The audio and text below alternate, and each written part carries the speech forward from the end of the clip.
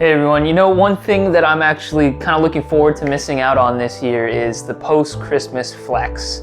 When you get new clothes or new shoes or a new phone and you can't wait for school to start back up so you can go to school and show off all your new things. We're coming up on Christmas and we're going to be coming up on people posting Snapchats and TikToks and Instagrams of all the cool things like look at what I got, or look at what I can afford. And it can kind of get us down. Because we may think, man, if only I could have that, or if only I could afford this. But Christmas, even though it's supposed to be about Jesus, and it's supposed to be about love and giving and family and all the good things in life, it often gets wrapped up in selfishness. It often gets wrapped up in what we receive. The person that we're talking about today in our Christmas Point of View series, his name is Herod.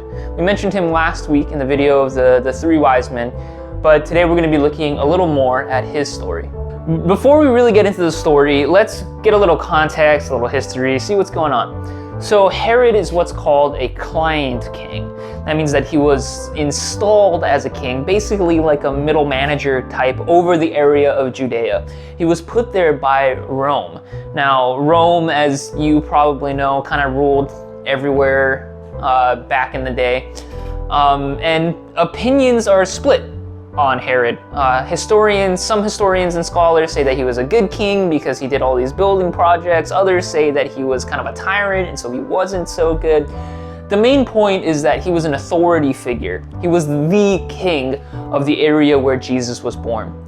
That's why when the Magi come around and ask him, hey, there's a new king being born, Herod got upset.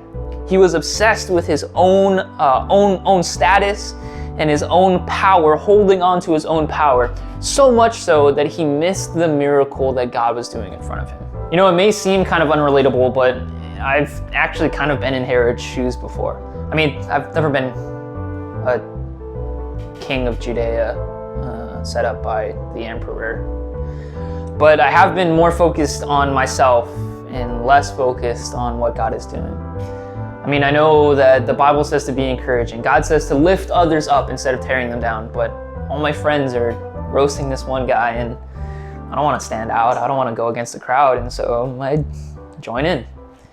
Or I know that one of my friends is going through something at home and they're having a hard time. I know that they're hurting. I know that God would want me to pray for them or say, hey, how can I help you? I'm here for you. But man, I don't want things to be awkward. I don't want to make things weird. I don't want to be labeled in any way. And so I just let the moment pass. I'm so focused on what other people think of me that I miss what God is doing right in front of me. I wonder how the Bible, how Jesus' story, the Christmas story, will be different if Herod, instead of fearing for his own power and authority, submitted himself to the true King, Jesus. I look back at my own life and I wonder, how would things have been different? How would things be different if I hadn't been so worried? If I hadn't been so worried about what other people think of me, and I was more worried with what God was doing. That I was more concerned that I was going to miss out on God's blessing and less concerned of what others thought about me. Now, look, I know that this is way easier said than done. If humility and selflessness were easy, then everyone would do it. But I think that humility in the way that it's put in the Bible is summed up really nicely in the verse John 3:30. And that says that he must become greater and I must become less. Now, just to be clear, this isn't about negative self-talk or not letting anyone compliment you or not being confident in yourself. It's about taking yourself out of the equation. In fact, I think that the author C.S. Lewis, the guy who wrote the Chronicles of Narnia, puts it really well. He says, humility is not thinking less of yourself, it's thinking of yourself less. It's worrying less about what others think about you and worrying more about what others think about God. Not only does humility and selflessness help us to not miss what God is doing right in front of us, it helps us to get out of the comparison game. Now, this is a big one for me because I'll be scrolling through Instagram or whatever, and I'll see people posting pictures where they're better at something that I want to be good at, or they have cooler things than I do, or they just looks like they're living like a better life than me. And honestly, I can get really down on myself.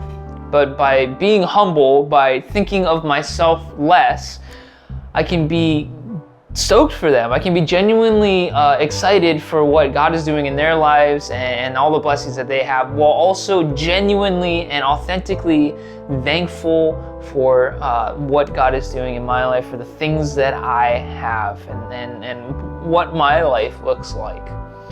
You know, humility isn't easy. I mean, Herod didn't have it. That's why he missed the whole blessing of Christmas that was right in front of him. Most of the times, I don't have humility. And so I miss opportunities that God is putting right in front of me because I'm so worried about what others think about me.